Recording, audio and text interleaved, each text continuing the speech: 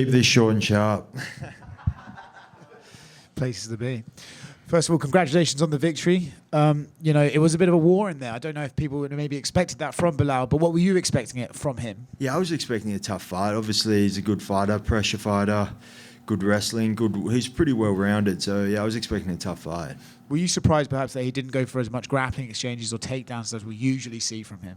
Not really. I mean, he was saying he wasn't going to shoot takedowns, but I was expecting a all-round offense, and yeah, I guess you can never expect anything. You just got to roll with it, and that's, I feel like, what I did.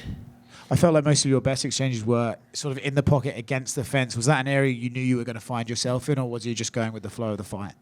Going with the flow. I was trying to, the game plan was to stay off the fence. I feel like he does his best work on the fence. So I was trying to stay off the fence, but he was just walking down, pushing me up against the fence. But I felt like my footwork, every time he came in, I was able to hit him and then get off the fence. Fifth round, it looked like you had him badly hurt. I was curious if you felt you nearly had him out of there and then you just wanted to gauge your cardio. What were you thinking in that fifth round? Yeah, I was hoping to get him out of there. I was been thinking all week it'd be cool to get that late fight finish, like the Gilbert Burns. Like, it felt good to rally through and then take him out at the end, but I tried. Confident you had the win when he went to the judges?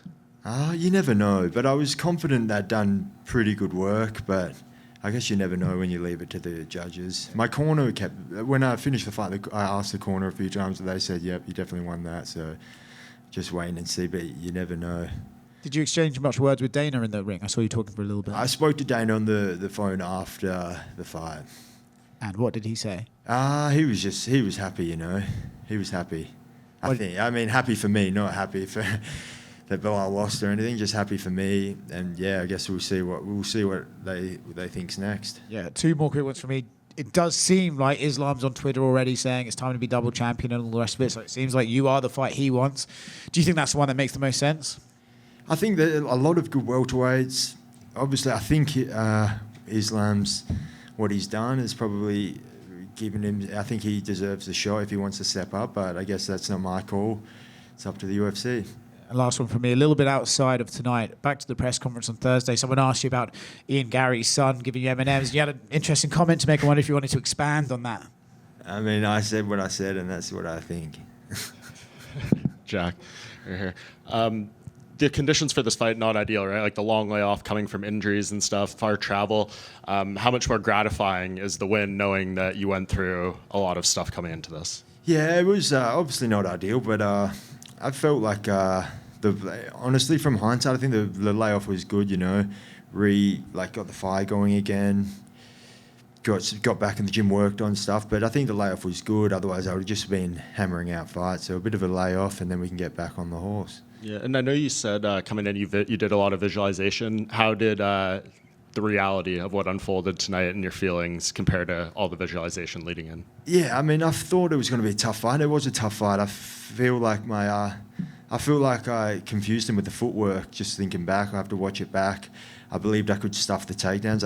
I believe I did that. So yeah, it all worked out well. And yeah, the feeling of winning the belt, I've tried to visualize it, but obviously, yeah, the moment is it was a special thing to get the belt. Yeah, and I mean, thinking about an Islam fight, I mean, how much do you think you showed that maybe him and his team will kind of be worried about, and like how you were able to stop certain things with Belal in there? Do you think this is a great foundation for a fight like that?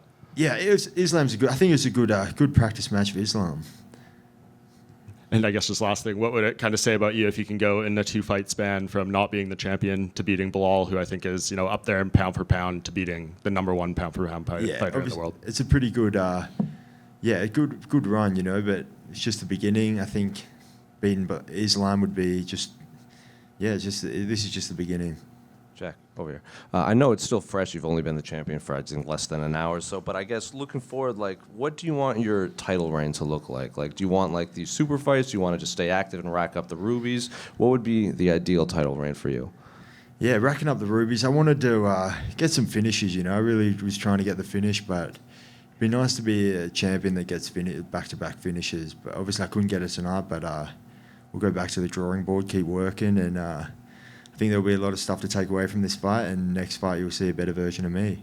And Dave Shaw was in here, and, you know, I asked, you know, Australia has another champion. They're supposed to do a fight night in Perth, and he said like there is a world where that could become a pay-per-view now that Western Australia has a champion. So is that going to be something you're going to be pushing for? I think it makes sense. Obviously, Volk and Islam fought in Perth a couple of years ago, and that was a great fight, you know. And yeah, people think Volk, it was a very close fight. Volk did good, so I think it makes sense. A bit of a story there, and obviously, yeah, Perth blew the roof off RAC, and I think if we could do it with the hometown kid defending the belt, would be even better. And Islam's already tweeted at you a few times, and like the most recent one, he says, "You're not Volk. I'll show you there at different levels. Keep my belt clean." Do you have any response to Islam? No, come get it. Come get it. And just last one for me, obviously that belt specifically has a lot of history in this arena specifically. George St. Pierre's obviously been around. Have you had a chance to talk to them or meet him at all throughout this week? He even just before we walked out, he came into the locker room, and just to, I guess, yeah, be in the same room with him is pretty cool, especially in this building. And yeah, he's obviously done great things with this belt, so just to be able to get the belt here, it's exciting stuff, and I think it's the start of another good reign. Sick. Thank you.